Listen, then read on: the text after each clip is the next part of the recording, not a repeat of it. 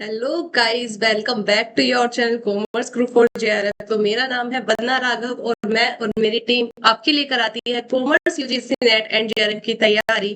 और मैं लेकर आती हूँ आपके लिए unit number 2 accounting and auditing के कुछ इंपॉर्टेंट टॉपिक्स।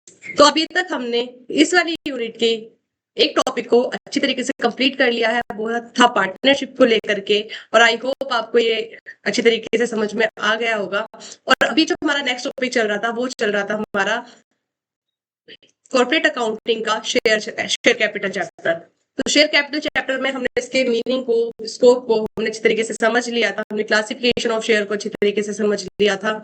एंड इसके बाद हम ये सारी चीजें पढ़ चुके थे और मैंने आपको इसकी एक क्वेश्चन कराया था जो कि आपको अच्छी तरीके से समझ में आ गया होगा। इसके बाद अब जो हम करने वाले हैं वो करने वाले हैं इसके आगे का टॉपिक। तो एक मिनट में बस पीपीटी ऑन कर लेती हूँ। तो मुझे लगता है कि आपको यहाँ तक तो अच्छी तरीके से समझ में आ ही गया होगा। अब जो मेरा चलने वाला है वो चलेगा इसके आगे के फर्दर टॉपिक्स जो कि हैं मेरे शेयर के आगे के चैप्टर। तो मैं बस आपको खोल देती हूँ, एक सेकेंड।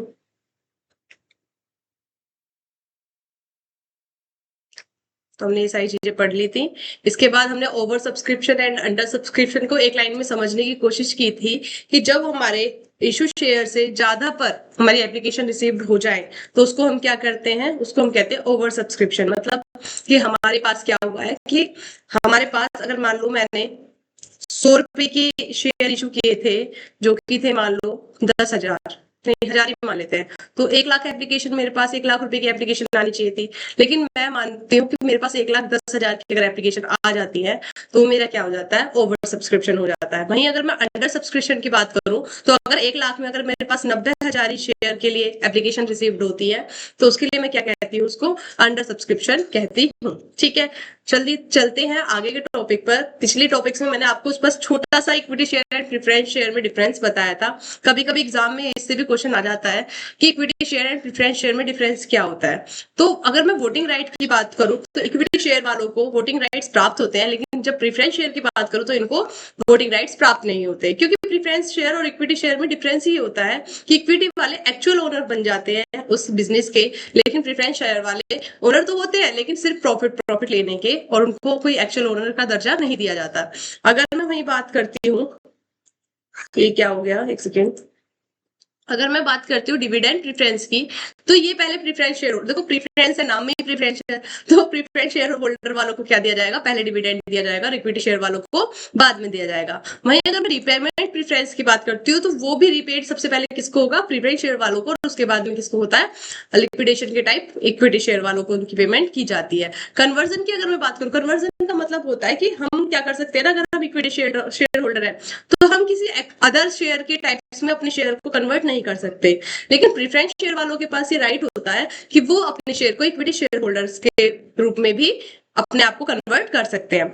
फिक्स डिविडेंड की बात करूं तो जैसे कि मैंने कहा, अगर कोई कंपनी का एक्चुअल ओनर है, अगर उसको प्रॉफिट हुआ तो क्या पता सारा की सारा ही उसका हो जाए, और अगर नहीं हुआ तो हो सकता है उसका लॉस भी उसी को बियर करना पड़ता है। लेकिन यहाँ पर क्या होता है कि प्रेफरेंस शेयर वालों को फिक्स डिविडेंड रेट मिलता है, लेकिन अगर इक्विटी की मैं बात करूं तो वहां पर कोई फिक्स डिविडेंड नहीं मिलता। रिडेम्पशन की बात करूं तो यहाँ पे नॉन रिडीमेबल होते हैं और ये रिडीमेबल होते हैं आफ्टर सर्टेन पीरियड। मतलब 20 साल का एक मैक्सिमम पीरियड माना जाता है प्रेफरेंस शेयर वाले का, उसके बाद वो रिडीम होते हैं। रिस्क की बात करूं तो जो एक्चुअल होगा उसका रिस्क भी ज्यादा होगा, क्योंकि इनको प्रॉफिट भी ज्यादा मिलने की संभावना होती है। अगर कंपनी को ज्यादा प्रॉफिट हो रहा है तो इक्विटी वाले को भी ज्यादा हो सकता है, लेकिन कम हो रहा है तो कम भी हो सकता है। लेकिन प्रेफरेंस शेयर वालों को जितना फिक्स डिविडेंड दे दे, जितनी फिक्स परसेंटेज ऑफ डिविडेंड उनकी डिसाइडेड होगी उनको उतना ही मिलता है। तो इनका क्या होता है, प्रेफरेंस वालों को लोअर रिस्क होता है, क्योंकि ये अगर कंपनी को प्रॉफिट हुआ है तो उनको फिक्स रेट से मिल जाता है। लेकिन अगर कंपनी को कम प्रॉफिट हुआ है और इनका देने के बाद अगर कुछ भी नहीं बचता तो इक्विटी शेयर वालों को तो बेचारों को कुछ नहीं मिलेगा।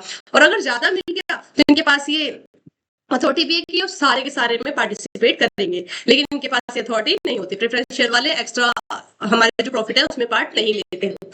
फर्दर टाइप्स भी है इसके, कभी आगे के किसी क्लास में मैं आपके लिए प्रेफरेंस शेयर होल्डर के टाइप्स भी लेकर आ जाऊंगी। फिर कंट्रोल की मैं बात करूं तो इक्विटी शेयर होल्डर वालों का ज्यादा कंट्रोल होता है, प्रेफरेंस शेयर वालों का लिमिटेड कंट्रोल होता है। अगर क्लेम की बात करूं तो ये क्लेम किसके बाद करते हैं? प्रेफरेंस शेयर वाले के बाद, और ये इनको कोई क्लेम की जरूरत नहीं पड़ती है। फिर अगर मैं पार्टिसिपेशन इन सरप्लस की बात करूं तो मैंने अभी पहले ही बता दिया कि इक्विटी शेयर होल्डर को अगर कंपनी को फालतू का पैसा मिल रहा है तो इक्विटी शेयर होल्डर वालों को मिलेगा, जबकि प्रेफरेंस शेयर वालों को ऐसा कोई राइट नहीं होता कि सरप्लस में वो प्रॉफिट में अपना पार्टिसिपेशन ले। ठीक है, आई होप आपको ये डिफरेंस समझ में आ गया होगा। आज का टॉपिक मेरा इससे था कि मैंने प्रीवियस वाले क्लास में आपको एक न्यूमेरिकल किया कराया था, बिल्कुल सिंपल था, ना ही तो उसमें प्रीमियम था, एट पार पे वैल्यू हुई थी, लेकिन कभी कभी ना प्रीमियम का क्वेश्चन भी आ जाता है। आपके लिए ऐसा तो है नहीं कि आपके लिए कोई लॉन्ग क्वेश्चन आएगा, लेकिन एक छोटी छोटी जर्नल एंट्री टाइप्स में या फिर कोई क्वेश्चन से ऐसे पूछ लेता है कि प्रीमियम है तो बताओ डेबिट होगा, क्रेडिट होगा, कैसे होगा, ये सारी चीजें पूछ लेता है। ठीक है, तो सिर्फ एक कॉन्सेप्ट क्लियरेशन के लिए मैं आपके लिए ये वाला क्वेश्चन लेकर के आई हूँ। तो बोल रहा है 1 अक्टूबर को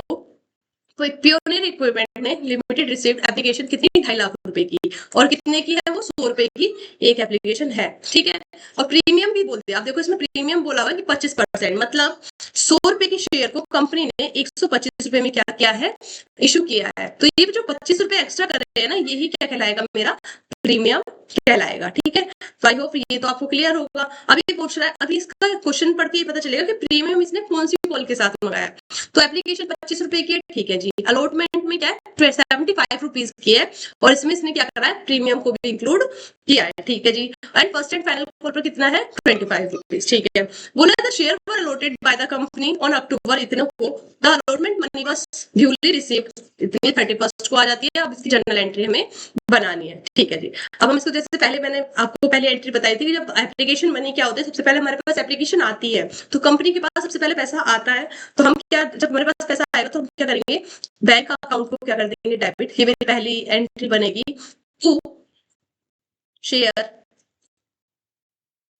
एप्लीकेशन अकाउंट। ठीक है जी, टू शेयर एप्लीकेशन अकाउंट। ठीक है, यहाँ पर इसको रिसीव्ड हो जाएगी, तो अमाउंट क्या होगी, अमाउंट मेरी हो जाएगी, कितने था ये, 2.5 लाख का।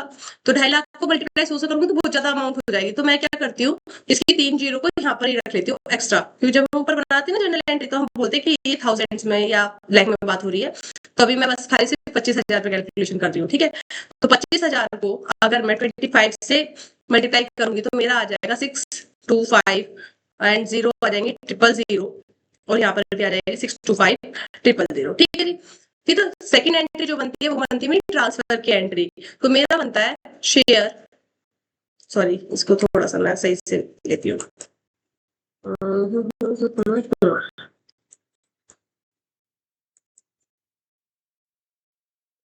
तो मेरी ये वाली एंट्री बनती है शेयर एप्लीकेशन अकाउंट डेबिट, ये पेन कहाँ चल रहा है, डेबिट, ये वाला कुछ नहीं है, टू शेयर कैपिटल अकाउंट। क्या बनता है, टू शेयर कैपिटल अकाउंट। तो ये तो उसमें प्रीवियस भी यही था, और सेम अमाउंट यहाँ पर भी आ जाएगी जो भी ऊपर वाली थी, सेम टू सेम। ठीक है, अब मेरे को नेक्स्ट वाली आपको सिखानी है, प्रीमियम वाली क्या होगी। तो अलॉटमेंट में पहले क्या करेंगे, पहले तो हम मनी को क्या करते हैं, ड्यू करते हैं, पहले तो कॉल को अलॉटमेंट मनी पहले ड्यू करनी पड़ेगी। तो मेरी एंट्री क्या बनेगी, शेयर अलॉटमेंट अकाउंट डेबिट। अब देखो अब क्या होगा कि अलॉटमेंट के साथ साथ ही प्रीमियम का पैसा भी मांग रहे हैं, तो यहाँ पर मेरा क्या हो जाएगा, टू सिक्योरिटी प्रीमियम, क्योंकि सिक्योरिटी प्रीमियम क्या हो जाएगी, मेरी तरीके का क्रेडिट होता है। ठीक है, इसकी अमाउंट, क्योंकि security premium account and to share capital account. ठीक है, टू शेयर कैपिटल अकाउंट। ठीक है, तो अब मेरी क्या होगी यहाँ पे, प्रीमियम की मनी कितनी थी, 25, मतलब 25,000 पर, सॉरी 25,000 पर 25 रुपए से। ठीक है, और यहाँ पर आ रही थी मेरी 25,000 से कितनी, 50 रुपए, जो अमाउंट 50 हो गई। तो अगर मैं यहाँ पे करूंगी तो ये मेरा बन जाएगा, अगर मैं 25 की मल्टीप्लाई 25 से करती तो 625,000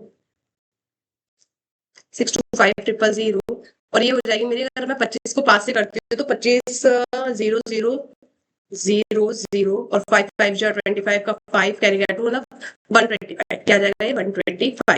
तो यहाँ पर मेरी बैंक अकाउंट शेयर कैप को शेयर अलॉटमेंट अकाउंट में इसका टोटल आ जाएगा, तो ये आ जाएगा मेरा 0 और 5 5 10 का 0 कैरी गया 1 एंड 0 अच्छे 4 जीरो है ना यहाँ पे, हाँ ये 4 जीरो हो जाएंगे यहाँ पे, एंड 5 5 जा 25, 5 कैरी 2, 5 2 जा 10, 1 2 5।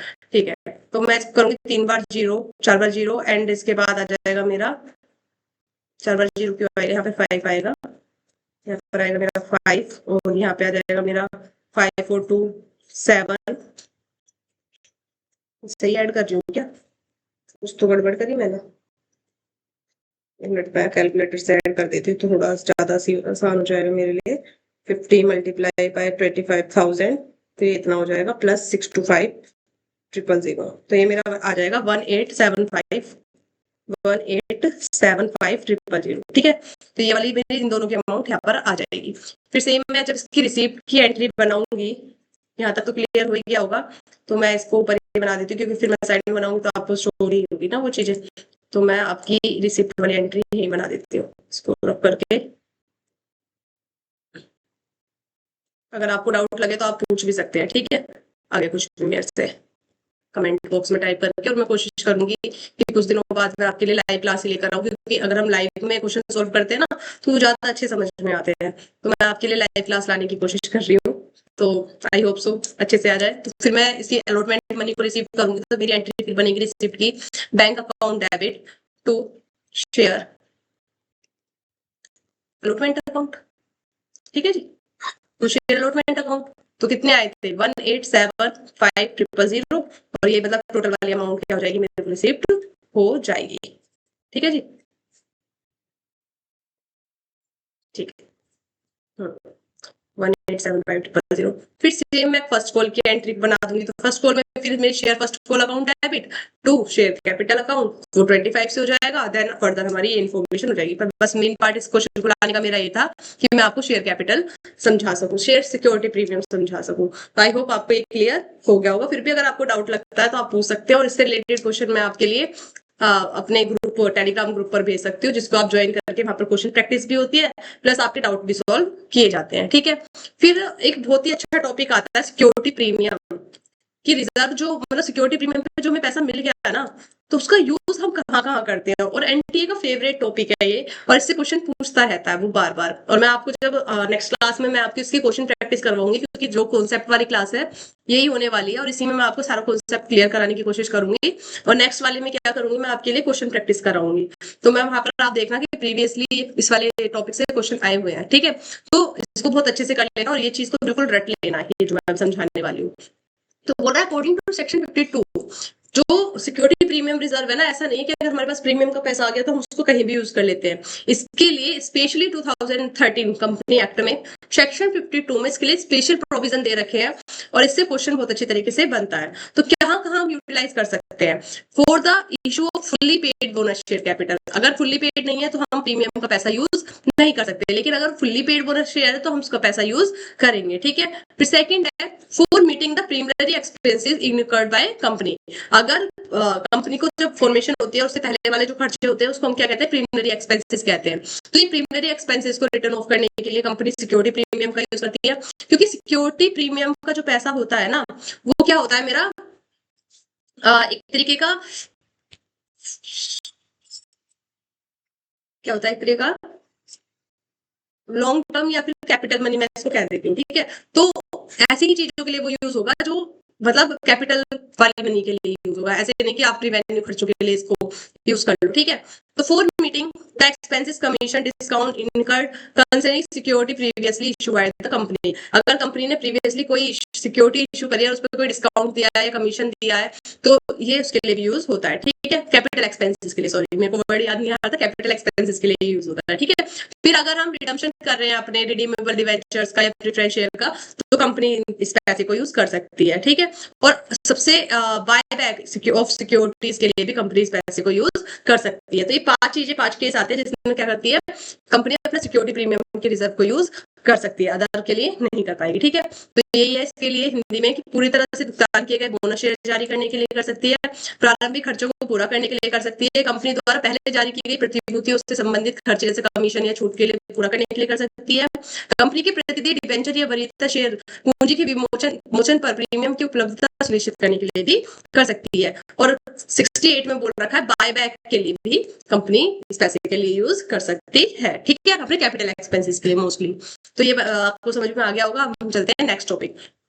बोलते हैं कॉल सीन अरियर और कॉल सीन एडवांस क्या होता है। पिछली बार मैंने आपको एक चार्ट में डिफरेंसेस में सारी टर्म थोड़ी थोड़ी डिफाइन की थी, तो आज इसको थोड़ा डिटेल से पढ़ लेते हैं। कभी कभी इसके कुछ क्वेश्चंस आते हैं कि अगर मान लो जैसे कंपनी का ऐसा तो नहीं कि कोई एक शेयर होल्डर है और कंपनी जब जब पैसे मांगेगी तो सारे शेयर होल्डर्स उसको पैसे दे देंगे, ऐसा नहीं होता है। तो क्या होता है ना कि जब कंपनी पैसे मांगती है तो कुछ शेयर होल्डर को कुछ फाइनेंशियली प्रॉब्लम हो जाती है, कोई चीजें हो जाती है, तो वो अपने पैसे को उसकी मनी को पूरा करने में समर्थ हो जाते हैं, मतलब वो दे नहीं पाते। तो जब वो पैसा नहीं दे पाते हैं तो उसको हम क्या कहते हैं, कॉल सिनेरियर कहते हैं। तो when any share holder fails to pay the amount due on allotment और any of the calls, such amount is known as calls in arrear या फिर अनपेड कॉल्स जिसको हम कहते हैं। तो देखो अगर इसने अभी एक लाइन बोली कि अमाउंट ड्यू ऑन अलॉटमेंट, कि जी अलॉटमेंट पे, अलॉटमेंट के बाद वाली कॉल पर अगर वो पैसा ना दे, तो आपके दिमाग में क्वेश्चन आएगा कि एप्लीकेशन मनी नहीं आती क्या इसके अंदर, एप्लीकेशन पे ना दे तो अगर कंपनी की कोई एप्लीकेशन तो सबसे पहले रिसीव होती है ना, अगर उसने एप्लीकेशन मनी पर ही पैसा नहीं दिया तो शेयर होल्डर बनेगा ही नहीं। शेयर होल्डर तो वो जब भी बनेगा ना जब उसका एप्लीकेशन पर उसका पैसा आ चुका होगा।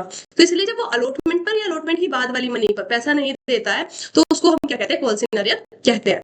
अगर कॉल सिनेरियर हो गया तो कंपनी अगर मान लो वो कह दे कि मैं जी अगले महीने दे दूंगा, इस महीने मेरे पास पैसे नहीं है, वो शेयर होल्डर ये कहते, तो कंपनी क्या करेगी, उस पर इंटरेस्ट रेट कितना लगाती है, 10% लगाती है। ठीक है, इससे क्वेश्चन आ जाता है तो इसलिए मैंने थोड़ा जोर देकर ये बात समझाई है आपको, तो आप समझ लेना। ठीक है जी, तो क्या करती है, इसमें 10% इंटरेस्ट लगाती है। तो कौन सी नारियर को कहाँ शो करते हैं हम, शेयर कैपिटल में, बैलेंस शीट में, और इसको क्या करते हैं हम, सब्सक्राइब वाली जो कैपिटल होती है ना उसमें से हम इसको क्या करते हैं, माइनस कर देते हैं, क्योंकि ये पैसा हमें नहीं मिला है। ठीक है, फिर आता है calls in advance. Calls in advance ये होते हैं, बहुत से लोग होते हैं थोड़े से रईस हो जाते हैं ना, तो वो रईस लोग क्या करते हैं कि मतलब वो कहते हैं शायद अगले महीने मेरे पास पैसे होना हो, तो वो अगले महीने की जो मतलब अगली कॉल की जो मनी होती है उसको पहले ही पे कर देते हैं। तो उसको क्या कहते हैं हम, कॉल्स इन एडवांस कहते हैं। तो calls in advance when a company accept money from the shareholder against the calls not yet made, कि अभी तक कंपनी ने पैसे मांगे भी नहीं है लेकिन शेयर होल्डर इतना एडवांस है कि उसने पहले पैसे दे दिए। ठीक है, तो उसको हम क्या कहते हैं, कॉल्स इन एडवांस कहते हैं। अब देखो जब शेयर होल्डर पैसे देने में देरी कर रहा था तो कंपनी कितना इंटरेस्ट चार्ज कर रही थी इस पे, 10%। ठीक है, बड़ा ही अच्छा सा प्रोविजन है। और अगर पॉलिसी एडवांस हो जाए, कंपनी के पास पहला ही पैसा आ जाए, तो कंपनी ऐसा थोड़ी ना है कि तुम पैसे नहीं दोगे तो तुम्हारे पर इंटरेस्ट लगा देगी और खुद पहले पैसे लेके बैठ गई तो तुम्हें कुछ बेनिफिट नहीं होगा। तुम्हें भी बेनिफिट होगा, मतलब शेयर होल्डर को भी बेनिफिट होगा। शेयर होल्डर को क्या बेनिफिट होगा कि कंपनी क्या करेगी कि उसको 12% पर एनम के उससे क्या देगी, वो इंटरेस्ट देगी कंपनी। कॉल्स इन एडवांस में पहला पैसा आ गया तो कंपनी शेयर होल्डर को इंटरेस्ट 12% के रेट से देती है। तो अगर कंपनी को फालतू पैसा मिलता है तो वो 12% के रेट से इंटरेस्ट देती है, और अगर उसको कंपनी को पैसा नहीं मिलता है तो वो 10% के रेट से इंटरेस्ट लेती है। और इसको हम क्या करते हैं, इसको हम ऐड कर देते हैं अपनी लाइबिलिटीज के तौर पे, है ना, क्योंकि जो भी पैसा हमें एडवांस मिलता है तो हमारे इसके अकाउंटिंग के कॉन्सेप्ट है ना, अगर पहले कोई एडवांस में हमें कुछ भी दे देता है तो वो हमारी लाइबिलिटीज बन जाती है। ठीक है, तो आई होप ये वाला कॉन्सेप्ट भी आपको क्लियर हो गया होगा। यही सब हिंदी में लिखा हुआ है तो आप इसको एक बार रीड कर लेंगे हिंदी वाले स्टूडेंट। ठीक है, फिर यहाँ पर एक छोटा सा डिफरेंस मैंने बताया कि कॉल सिनेरियो और इसका क्या डिफरेंस होता है, कि अगर कॉल सिनेरियो क्या होता है कि कॉल मांगी गई लेकिन पे नहीं की गई, और कॉल इन एडवांस क्या होता है कि अभी तक कॉल की नहीं गई, उससे पहले पैसा प्राप्त हो गया। इसको क्या करते हैं हम, कैपिटल में से माइनस कर देते हैं, लेकिन ये क्या हो जाती है, एक तरीके से हमारी लाइबिलिटी हो जाती है। इसको शेयर कैपिटल में से माइनस करते हैं, इसको करंट लाइबिलिटीज में शो करते हैं। फिर इंटरेस्ट इस पे चार्ज करती है कंपनी, और यहाँ पर कंपनी पे करती है 12% के रेट से, और यहाँ पर 10% के रेट से कंपनी लेती है इंटरेस्ट। तो आई होप कॉल सिनेरियो और कॉल इन एडवांस आपको समझ में आ गया होगा। इससे जो नेक्स्ट टॉपिक है बहुत ही अच्छा टॉपिक है, फोर फीचर ऑफ शेयर, और उससे मोस्टली क्वेश्चन एग्जाम में बनते हैं, और हर ईयर में कम से कम एक क्वेश्चन तो आता ही आता है, और दो भी आ जाए तो हम कह नहीं सकते। तो आइए समझते हैं आपको फोर फीचर ऑफ शेयर। अभी तक हमने एक कॉन्सेप्ट समझा था कि कॉल्स इन अरियर, क्या समझा था, कॉल्स इन अरियर। ठीक है, इसलिए मैं थोड़ा और उससे को समझा रही थी अच्छी तरीके से। तो कॉल्स इन अरियर का क्या मतलब था कि पैसे नहीं दे रहा। अब कोई कोई तो अच्छा इंसान होता है, मान लो इतने अच्छे हैं कि चलो एक महीने नहीं दिया तो कंपनी इंटरेस्ट लेके अगले ईयर्स में उससे वसूल कर लेती है। लेकिन कभी कभी क्या होता है ना कि शेयर होल्डर वो पैसा दे ही नहीं पाता। ठीक है, क्या नहीं हो पाता, शेयर होल्डर वो पैसा दे ही नहीं पाता, और कंपनी मांगती है लेकिन वो देता नहीं है। तो कंपनी क्या करती है कि 14 दिन पहले उस शेयर होल्डर को एक नोटिस भेजती है उसको कि या तो आप मनी दे दीजिए, नहीं तो आपका पैसा क्या कर लिया जाएगा, आपका पैसा जब्त कर लिया जाएगा। ठीक है, और जब कंपनी ऐसे पैसे को जब्त कर लेती है, जब्त का मतलब हो गया कि कंपनी अब आगे तो उससे कोई कॉल मांगेगी नहीं, ठीक है। लेकिन जितना पैसा उस शेयर होल्डर ने दे दिया, एटलीस्ट एप्लीकेशन में तो वो दे ही देता है ना। और अगर मान लो उसने अलॉटमेंट भी दे दी, लेकिन वो फर्स्ट कॉल नहीं दे पाया, तो ये जितना पैसा उसके पास आया होगा ना कंपनी के पास, कंपनी क्या करती है, इन वाले शेयर्स को क्या कर लेती है, जब्त कर लेती है हमेशा के लिए। और शेयर होल्डर के पास ये राइट नहीं होता कि वो अपने पैसे को वापस ले ले, और वो उसकी शेयर मतलब सदस्यता भी, उसका जो शेयर में हिस्सा है उसको भी खत्म कर देती है। ठीक है, तो जब वो ये वाली प्रक्रिया पूरी अपनाती है, उसी को हम क्या कहते हैं, फॉरफीचर ऑफ शेयर कहते हैं। तो ये तो होगी मेरी लैंग्वेज में, पढ़ लेते हैं बुक की लैंग्वेज में। बोला है company account forfeiture of share refers to cancellations of a shareholder interest due to non-payment of whole money। कि कंपनी ने पैसा मांगा और शेयर होल्डर ने वो पैसा नहीं दिया, तो कंपनी क्या कर लेगी, उसको जब्त कर लेगी। रिजल्टिंग क्या होता है कि वो forfeited amount being transferred to a special account known as the share forfeiture account। और ऐसे पैसे को वो किस में ट्रांसफर कर देती है, शेयर forfeiture अकाउंट में कर देती है। तो forfeiture of share refers to the cancellation of share by a company when a shareholder fails to fulfill certain obligation typically related to the payment of all or unpaid portion of share price। When a shareholder fails to pay the required amount or allotment share within the specific time frame, the company may forfeited those share।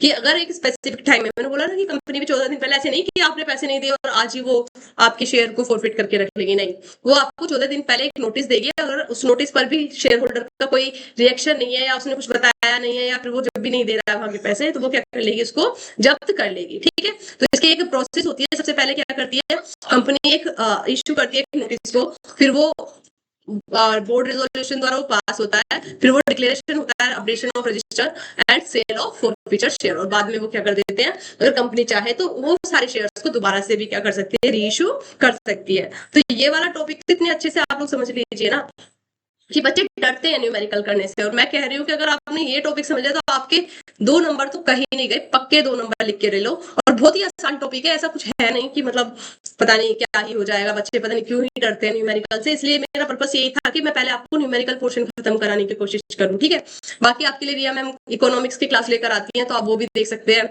Ganesh sir आपको banking unit shores के माध्यम से इतने अच्छे से करा रहे हैं, तो आप वो भी कंप्लीट कर सकते हैं। देखो फ्री में आपके लिए ना 4 यूनिट चल रही है। यूनिट नंबर 4 चल रही है आपकी बिजनेस फाइनेंस, यूनिट 3 चल रही है आपकी इकोनॉमिक्स को लेकर, यूनिट नंबर 7 चल रही है आपकी बैंकिंग की, और यूनिट 2 मैंने चला रखी है। और जैसे ही इस यूनिट के इंपोर्टेंट टॉपिक समाप्त हो जाएंगे, तो मैं आपके लिए अदर यूनिट की क्लासेस भी लेकर आऊंगी, प्लस आपके लिए इतनी सारी एमसीक्यू की प्रैक्टिस कराऊंगी ना कि मतलब फ्री में तो कोई क्या क्या ही कराता होगा। ठीक है, जब कराऊंगी तब देख लेना। ओके, तो फिर बोल रहा है कि रीजन क्या होते हैं।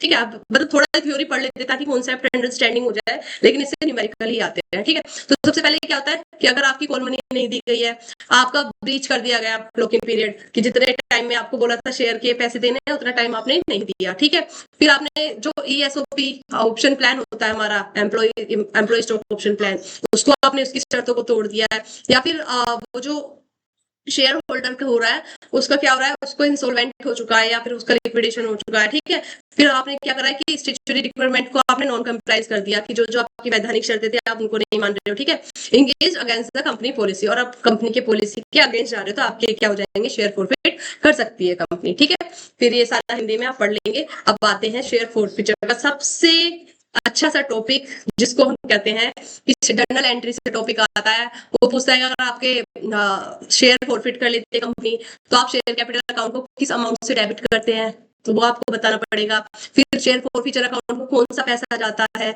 फिर कौन सी नरियर मतलब ये कौन सी डेबिट होती है, क्रेडिट होती है। तो इस तरीके के क्वेश्चन बनते हैं। तो देखो सबसे अच्छा है कि जब आपके शेयर कैपिटल में जो पैसा आ जाता है, तो कंपनी जितनी अमाउंट मांग लेती है, मतलब उसको क्या कहते हैं, कोल्ड अप मनी। अगर इस ये वाला कॉन्सेप्ट क्लियर नहीं है तो आप प्रीवियस क्लास देखो, उसमें एक चार्ट है, उसमें सारी टर्म्स का आपको डेफिनेशन मैंने प्रोवाइड की हुई है। ठीक है, तो कोल्ड अप मनी मतलब जितने पैसे कंपनी ने मांगे हैं। ठीक है, मान लो अगर आपका 10 रुपए थी आपकी फेस वैल्यू, है ना, और कंपनी ने 8 रुपए तक मांग लिए, क्या कर लिए, 8 रुपए तक मांग लिए, तो ये जो अमाउंट डेबिट होगी ना वो 8 रुपए से होगी, जितने शेयर है वो प्लस 8 रुपए से उसकी मल्टीप्लाई कर देंगे। तो कोल्ड अप अमाउंट से हमेशा शेयर कैपिटल क्या होता है, डेबिट होता है। ठीक है, फिर शेयर फॉरफिचर अकाउंट में कौन से पैसे जाते हैं, दीदी 8 रुपए में से उसने 5 रुपए क्या कर दिए थे, पे कर दिए थे हमको, ठीक है, 5 रुपए तक उसने हमें दे दिए थे, तो बचे 3 रुपए जो उसने नहीं दिए, कंपनी ने मांगे थे 8, 5 तक उसने दे दिए लेकिन 3 नहीं दिए, तो ये 5 वाले कहाँ चले जाएंगे, आपके शेयर फोरफीचर अकाउंट में क्रेडिट हो जाएंगे। सीधा सीधा क्वेश्चन आता है कि शेयर फोरफीचर अकाउंट कितने रुपए से क्रेडिट होगा, तो कितने रुपए से क्रेडिट होगा, यहाँ पर 5 रुपए से वो क्रेडिट हो जाएगा। फिर आता है कि आपके कॉल अरियर में कितने चले गए, कॉल अरियर में वो अमाउंट जाती है जो शेयर कैपिटल होल्डर ने नहीं चुकाई, तो उसने कितने रुपए नहीं दिए अभी तक, 3 रुपए वाले नहीं दिए, तो 3 रुपए वाले चले जाएंगे कॉल अरियर, और कॉल अरियर की जगह जो जिस भी अमाउंट पर उसने नहीं दिए ना, जिस भी कॉल पर नहीं दिए उसको लेते हैं कॉल अरियर। मान लो अलॉटमेंट पे नहीं लिए तो यहाँ पर अलॉटमेंट अकाउंट को क्रेडिट कर देते हैं, फर्स्ट कॉल पर नहीं दिए तो फर्स्ट कॉल को क्रेडिट कर देते हैं, फाइनल कॉल पे नहीं दिए तो फाइनल कॉल को क्रेडिट कर देते हैं। तो आई होप आपको ये एंट्री वाला सिस्टम समझ में आ गया होगा। अब हम करते हैं इसका छोटा सा न्यूमेरिकल, ठीक है। बोल रहे कंपनी है एबीसी लिमिटेड इशूड 1000 शेयर 10 रुपए ईच पर, ठीक है। पेमेंट टर्म वाज, उसने बोला था कि 3 रुपए मैं एप्लीकेशन पे लूंगा, कंपनी ने बोला था, और अलॉटमेंट पे कितने लेंगे 4 रुपए, और फर्स्ट एंड फाइनल कॉल पे कितने लेंगे 3 रुपए। तो मिस्टर एक्स को, जिसको 100 शेयर अलॉट थे, but he paid only the application and allotment money, उसने कौन सा कर दिया कि एप्लीकेशन मनी दे दी और अलॉटमेंट मनी दे दी, and he failed to pay the first and final call of 3 रुपए पर शेयर, और उसने क्या कहा कि 3 रुपए पर शेयर की वो जो अमाउंट थी वो पे नहीं कर पाया। तो अब क्या कर दिया, यहाँ पे आगे का क्वेश्चन लिखा नहीं हुआ है, तो यहाँ पे हो गया कि कंपनी ने उसके शेयर को क्या कर लिया, फॉरफिट कर लिया, ठीक है, फॉरफिटेड हो गए उसके शेयर। तो अब इसकी जर्नल एंट्री बनाओ, क्या बनाओ, जर्नल एंट्री, ठीक है। बस अभी हम छोटी सी बनाएंगे जर्नल एंट्री। तो जर्नल एंट्री क्या बनती है, सेम ऊपर जो लिखा हुआ है, तो मेरी एंट्री क्या होती है फॉरफिचर ऑफ शेयर की, तो share capital account debit to share forfeiture account, क्या जी, फॉरफिचर अकाउंट, एंड टू कौन सी बोली भी थी, देखो यहाँ पे कॉल अरियर को कर रही थी ना क्रेडिट, लेकिन यहाँ बोला फर्स्ट एंड फाइनल कॉल नहीं दी उसने, टू यहाँ पे कॉल का नाम आ जाता है, to first and final call. अब बताओ कौन कौन सी मनी यहाँ पर आएगी। अब देखो शेयर कैपिटल में कहा आएगी, देखो 10 रुपए के शेयर थे और उसने 10 के 10 मांगे हैं, तभी तो उसने एप्लीकेशन और अलॉटमेंट दी थी, लेकिन फर्स्ट एंड फाइनल कॉल नहीं दी, लेकिन मांगे कंपनी ने कितने, तो कोड ऑफ अमाउंट मेरी कितनी थी 10 रुपए, उसने 10 के 10 मांगे थे कंपनी ने, ठीक है। तो मैं क्या करूंगी, 100 शेयर थे इसके मिस्टर एक्स के पास और मल्टीप्लाई कर दूंगी 10 से, तो यहाँ पर मेरा आ जाएगा 1000 रुपए, ठीक है। फिर आते शेयर फॉरफिचर में कितने जाएंगे, अच्छा इधर तो आपको दिखाई नहीं दे रहा होगा ना, मैं हूँ, रुक जाइए मैं आपको दोबारा से इधर करवाती हूँ एंट्री, सॉरी गाइस, यहाँ पे ही बनाती हूँ, सॉरी। तो यहाँ पे क्या है, शेयर कैपिटल अकाउंट को मैं जो डेबिट करूंगी, है ना, डेबिट, फिर दूसरी एंट्री क्या बनती है मेरी, टू शेयर फॉरफिचर अकाउंट, ठीक है। मैं शॉर्ट में लिख रही हूँ लेकिन आपको आई होप समझ में आएगा। कॉल सिनेरियो में कौन सा नहीं दिया उसने, फर्स्ट एंड फाइनल कॉल नहीं दिया, फर्स्ट एंड फाइनल कॉल उसने नहीं दिया, तो यहाँ पे फाइनल अकाउंट को क्या कर देंगे हम, क्रेडिट कर देंगे, ठीक है। अब देखो होल्ड अप कितने करे थे, 10 की 10 मांग ले, मिस्टर एक्स के पास कितने शेयर थे, 100 थे, तो 100 को 10 रुपए से मांगे गए पूरे पूरे, तो यहाँ पर आ जाएंगे 1000 रुपए मेरे क्या हो जाएंगे, डेबिट हो जाएंगे, ठीक है। फिर शेयर फॉरफिचर अकाउंट में कितने पैसे जाएंगे दीदी, ठीक है, तो शेयर फॉरफिचर अकाउंट में कितने रुपए जाएंगे, तो जितने उसने पे कर दिए थे। अब उसने बोला ना कि उसने एप्लीकेशन एंड अलॉटमेंट में नहीं तो पे कर दी, एप्लीकेशन कितने की थी 3 रुपए की, अलॉटमेंट कितनी थी 4 रुपए की, तो टोटल उसने क्या करा 7 रुपए उसने पे कर दिए। तो मेरे जो शेयर फॉरफिचर अकाउंट में क्रेडिट हो जाएंगे पैसे, वो कितने हो जाएंगे, 100 रुपए पे उसने 7 रुपए तक दे दिए थे, तो क्रेडिट हो जाएंगे मेरे कितने रुपए, 700 रुपए, कितने जी 700 रुपए। और जो फर्स्ट एंड फाइनल कॉल उसने नहीं दिया, उसने फर्स्ट एंड फाइनल कॉल नहीं दिया, तो 3 रुपए की थी वो वाली कॉल, देखो ऊपर है ना यहाँ पे, तो उसने 3 रुपए नहीं दिए, तो इस वाले अकाउंट में चलेंगे 300 रुपए, तो ये मेरी फॉरफिचर की एंट्री हो जाती है। आई होप आपको ये क्लियर हो गई होगी। अगर आपको ये क्लियर हो गया तो इसकी नेक्स्ट फर्दर 2 एंट्री और बनती है, क्योंकि शेयर फॉरफिचर जब होते हैं तो हम 3 एंट्री बनाते हैं, एक तो बनाते हैं हम फॉरफिचर की एंट्री, दूसरी बनाते हैं हम री इशू की एंट्री, और तीसरी बनाते हैं हम जो कैपिटल रिजर्व में हम उसको ट्रांसफर कर देते हैं, ठीक है। तो आइए अगला समझते हैं। तो अगला है रीइश्यू फॉरफिचर शेयर। तो फॉरफिचर शेयर का रीइश्यू कब करती है कंपनी, कि जितना उसने जब्त कर लिया और उसके बाद वो जो भी शेयर देती है उसके लिए। तो forfeiture of share can occur when some of the shareholder are unable to pay one or more of the instalment, की अगर वो एक या एक से ज्यादा इंस्टॉलमेंट नहीं दिया तो कंपनी क्या कर देती है, उसको फॉरफिट कर लेती है। आफ्टर द शेयर फॉरफिटेड, जब शेयर फॉरफिटेड हो जाते हैं तो company can reissue the share, in this case it is known as the reissue of forfeited share, या या रीइश्यू ऑफ शेयर हम उसको कहते हैं। रीइश्यू का मतलब है कंपनी के पास ये राइट होता है कि उसने जितने शेयर उसने फॉरफिट कर लिए उसको वो दोबारा से रीइश्यू कर सकती है। For reissue of share the company can conduct an auction and dispose of the share.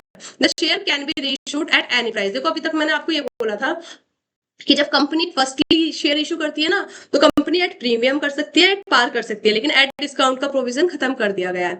लेकिन अगर मैं वही बात करूं फॉरफिटेड शेयर को इशू करने की तो कंपनी के पास तीनों अधिकार वापस से आ जाते हैं। कंपनी अपनी शेयर को पार पे भी इशू कर सकती है, प्रीमियम पर भी इशू कर सकती है एंड डिस्काउंट पर भी इशू कर सकती है। तो कंफ्यूज मत हो जाना कि अगर ओरिजिनल शेयर इशू कर रही है तो वहां पर डिस्काउंट का प्रोविजन नहीं है, लेकिन यहाँ पर इशू फॉरफिटेड शेयर में वो डिस्काउंट पर भी इशू कर सकती है। तो बोल रहा है कि एट एनी प्राइस पर कर सकती है, but there is a clause, लेकिन कुछ प्रोविजंस है जो हम आगे पढ़ेंगे। It state the total money received on share should not be less than the price of share held in arrear। बोल रहा है कि जितनी उसे मनी रिसीव हुई है, क्या जी, जैसे अभी मैं प्रीवियस ईयर की क्वेश्चन की बात करूं कि 7 रुपए उसको क्या हो गए थे, रिसीव हो गए थे, ठीक है जी, और 3 रुपए क्या थे उसको रिसीव्ड नहीं हुए थे। तो वही बोल रहा है कि जो टोटल मनी रिसीव हुई है should not be less than the price of share held in arrear, कि जितना ही 3 रुपए से ज्यादा का डिस्काउंट हम उस जब भी हम इश्यू करेंगे शेयर को नहीं दे सकते। कम से कम हमें 7 रुपए इससे ज्यादा पर ही इश्यू करना पड़ेगा, इससे ज्यादा हम डिस्काउंट उसको नहीं दे सकते। ज्यादा पर कर सकते हैं, लेकिन अगर कंपनी कहे ना जी मैं तो 6 रुपए पे इशू कर दूं, है ना, क्या कहते हैं 6 रुपए पे इशू कर दूं, तो नहीं, जितना पॉलिसी एरियर में जो हमारी अमाउंट है ना उससे कम पर हम शेयर को इशू नहीं कर सकते, ठीक है। The total amount include the price paid by the first allottee and the price paid by the second purchaser. This can be understood by the following example. देखो जैसे ये है, एक और एग्जांपल ले लो जी। अरुण ने क्या करा, 4 रुपए एप्लीकेशन मनी पर रिसीव किए, पे कर दिए हैं और उसकी फेस वैल्यू क्या थी 10 रुपीज। ही परचेज उसने कितने करे थे 100 share. Due to not being able to pay further instalment, उसने आगे की इंस्टॉलमेंट पे नहीं करी। The company forfeited his share and reissue them. Company ने उसके शेयर को क्या कर लिया, फॉरफिट कर लिया और उसके बाद उसको रीइश्यू कर लिया। Now the amount that company has in arrear in 6 रुपए। तो कंपनी को क्या, देखो 4 रुपए तक तो उसने पे कर दिया था, कितना पे कर दिया था 4 रुपए, लेकिन 6 रुपए उसने पे नहीं किए थे। जो पॉलिसी इन अरियर है ना, पॉलिसी इन अरियर, ठीक है, तो ये जो अमाउंट उसने नहीं पे की है पॉलिसी इन अरियर वाली, कितनी निकली 6 रुपए। तो कंपनी क्या करेगी कि कम से कम 4 रुपए पर तो अपना इशू करेगी शेयर, लेकिन वो क्या करेगी, वो 6 रुपए से ज्यादा ही होना चाहिए वो अमाउंट, लेकिन वो 6 से कम नहीं कर सकती, ठीक है। तो can issue the share at the value of more than 6 not less than that. तो मतलब 6 रुपए से ज्यादा पर इशू करेगी, 6 रुपए से कम पर भी इशू नहीं कर सकती, ठीक है जी। तो आपको ये forfeited of issue of share का भी कॉन्सेप्ट समझ में आ गया होगा। ये सारी चीजें हिंदी में है, आप देख लेंगे इसको भी। फिर आते हैं हम इसकी जर्नल एंट्री पर, ठीक है। तो अभी तक हमने किसकी एंट्री सीखी थी, फॉरफिचर ऑफ शेयर की। अब हम सीख रहे हैं री इशू की एंट्री। जब हम कंपनी री इशू करती है पैसे, तो कंपनी के पास क्या आते हैं, पैसे आते हैं। तो पैसे आते हैं तो बैंक अकाउंट को डेबिट करेंगे, ठीक है जी। और अगर कंपनी डिस्काउंट अलाउड करती है तो फिर शेयर फॉरफिचर अकाउंट भी क्या होता है, हमारा डेबिट होता है, अगर डिस्काउंट अलाउ किया तो। अगर डिस्काउंट अलाउड नहीं करती तो हम शेयर फॉरफिचर अकाउंट को क्या करेंगे, डेबिट नहीं करेंगे, ठीक है। और वो सारा पैसा कहाँ चला जाता है, हमारा शेयर कैपिटल अकाउंट में चला जाता है, ठीक है। तो बोल रहा है when share are issued at discount. अभी कौन सा प्रोविजन चल रहा है, अगर उसने डिस्काउंट में पैसे इशू करे हैं तो the bank account will be debited by the amount received and the share capital account is credited by paid amount. जितनी टोटल पेड हुई है उसके हिसाब से क्रेडिट हो जाएगा। The discount allowed will be debited to share forfeited account. और जो डिस्काउंट दिया है वो क्या हो जाएगा, डेबिट हो जाएगा शेयर फॉरफिटेड अकाउंट से। तो कभी कभी क्वेश्चन आता है, देखो 2 तरीके क्वेश्चन आते हैं कि शेयर फॉरफिटेड अकाउंट में क्रेडिट कौन सी मनी होगी एंड शेयर फॉरफिटेड अकाउंट में डेबिट कौन सी मनी होगी। तो देखो क्रेडिट तो होती है जितना पैसा कंपनी ने जब्त कर लिया, ठीक है, और डेबिट वो होगी जितना उन्होंने डिस्काउंट दिया है, ठीक है। और जो इन दोनों का जो डिफरेंस बचता है ना, क्या जो डिफरेंस बचता है, ठीक है, वो हमारा शेयर कैपिटल रिजर्व में क्या हो जाता है, ट्रांसफर हो जाता है। शेयर कैपिटल रिजर्व में ट्रांसफर हो जाता है वो वाला पैसा। तो अगर आपने ये चीज समझ ली ना तो आपका शेयर चैप्टर कंप्लीट मान के चलिए आप, क्योंकि बच्चे यही कंफ्यूज होते हैं कि शेयर कैपिटल रिजर्व में कौन सा मनी चली जाती है और यहाँ पे कौन सी आएगी और यहाँ पे कौन सी आएगी, ठीक है। तो ये वाला ठीक है, जितना पैसा कंपनी के पास आ चुका था, जितना उसने जब्त कर रहा है पैसा, वो सारा अमाउंट शेयर फॉरफिचर अकाउंट में क्रेडिट होता है। प्लस अगर जब उसने रीइश्यू करे हैं और उसने जितना उन पे डिस्काउंट पर इश्यू कर रहे हैं तो उसको क्या करते हैं, उसको हम हम डेबिट करते हैं शेयर फॉरफीचर अकाउंट को, और शेयर फॉरफीचर अकाउंट का क्रेडिट वाला अमाउंट और शेयर फॉरफीचर अकाउंट का डेबिट वाला अमाउंट, इन दोनों का जो डिफरेंस होता है वो सारा कहाँ चला जाता है, कैपिटल रिजर्व में ट्रांसफर हो जाता है। ठीक है, आई होप आपको ये क्लियर हो गया होगा। If the amount of discount allowed is less than the forfeited amount, then the remaining forfeited amount will be consider as a profit. देखो सीधी सी बात है ना कि जितना उसने जब्त कर लिया और जितना उसने डिस्काउंट दे दिया, उसके बाद देखो डिस्काउंट उतने का ही दे सकता है जितना उसने जब्त किया है पैसा। डिस्काउंट वो उतने का ही दे सकता है जितना उसने जब्त किया। जैसे कि पिछले अमाउंट में मैंने 7 रुपए जब्त किए थे, ठीक है, तो मैं 7 रुपए तक ही डिस्काउंट दे सकती हूँ। और कंपनी ज्यादातर खैर पूरा पूरा 7 तो डिस्काउंट देती भी नहीं है। और मान लो उसने फिर क्या करा कि मान लो 3 रुपए का डिस्काउंट उसने दे दिया जब उसने इशू करे, तो ये जो 4 रुपए बचे हैं ना हमारे, अभी तो ये हमारे शेयर फॉरफीचर अकाउंट में रह गए ना, तो जो शेयर फॉरफीचर अकाउंट में पैसे रह गए वो कंसीडर कैसे किया जाएगा, एज अ प्रॉफिट और as a capital profit consider किया जाएगा। और वो 4 रुपए मेरे कहाँ ट्रांसफर हो जाएंगे, वो मेरे कैपिटल रिजर्व अकाउंट में ट्रांसफर हो जाएंगे। आई होप आपको ये समझ में आ गया होगा। और शेयर फॉरफीचर अकाउंट की जब ट्रांसफर करते हैं तो उसकी एंट्री क्या बनती है, share forfeited account debit to capital reserve account. ठीक है, तो आई होप आपको ये क्लियर हो गया होगा। ये फिर बोल रहा है अगर प्रीमियम पर अगर हमने शेयर इशू कर दिए, मान लो कि मतलब प्रीमियम का मतलब है कि मान लो 4 रुपए का पैसा था और मैंने वो 6 रुपए में इशू कर दिया, ठीक है, तो ये प्रीमियम माना जाता है। बोला है in this case the whole amount that has been credit to share forfeited accounts transfer to capital reserve. फिर ये बोल रहा है कि ठीक है बैंक अकाउंट डेबिट करते हैं फिर हम, ठीक है, फिर बोलते हैं कि टू शेयर कैपिटल, फिर उसके बाद में share capital forfeiture account debit to capital reserve. ठीक है, अगर प्रीमियम होता है तो यही होता है। तो सॉरी ये तो पार वाली एंट्री है उन्होंने करी है, प्रीमियम वाली एरिया में भी प्रीमियम का चला गया।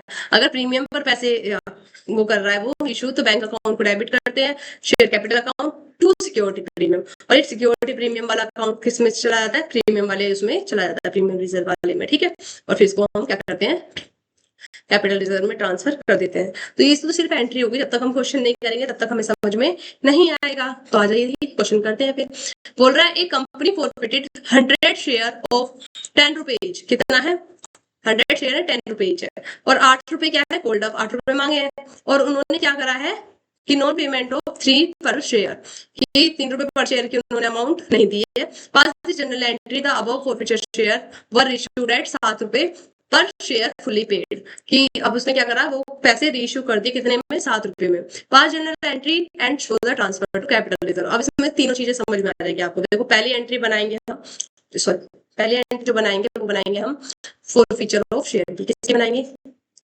फॉरफीचर ऑफ शेयर की एंट्री बनाएंगे। ठीक है जी, तो फॉरफीचर की एंट्री क्या होती है बताइए, share capital account debit, share capital account debit, फिर हम क्या करते हैं to forfeiture account, to share forfeiture account, इसको काटो, टू शेयर फॉरफीचर अकाउंट।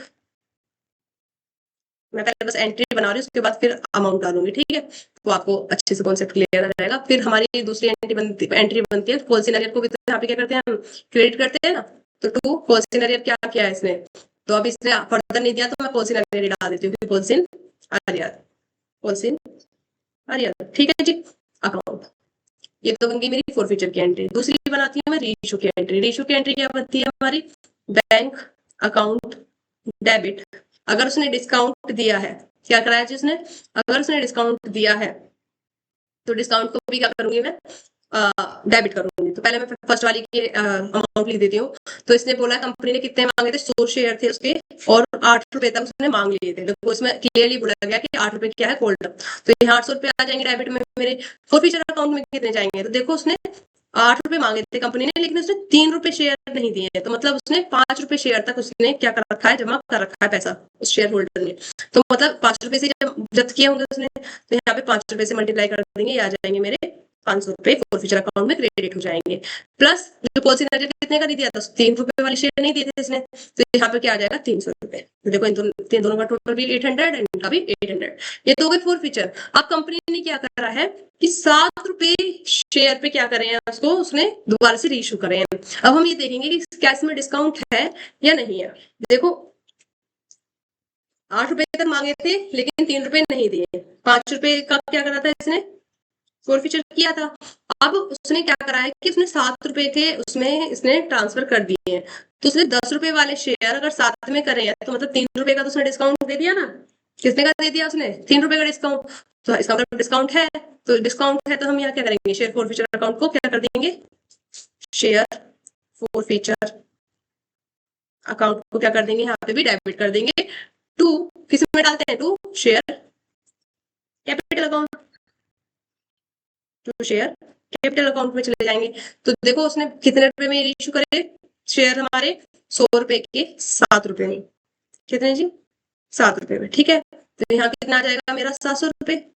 ठीक, और उसने डिस्काउंट कितना दे दिया, 3 रुपए का। 10 रुपए के शेयर थे लेकिन 7 रुपए में इशू करे हैं, तो 3 रुपए का डिस्काउंट दे दिया, तो यहाँ कितना हो जाएगा, 300 रुपए। और कैपिटल में कितना आ जाएगा, टोटल अमाउंट जो भी मेरी आती है 1000 रुपए।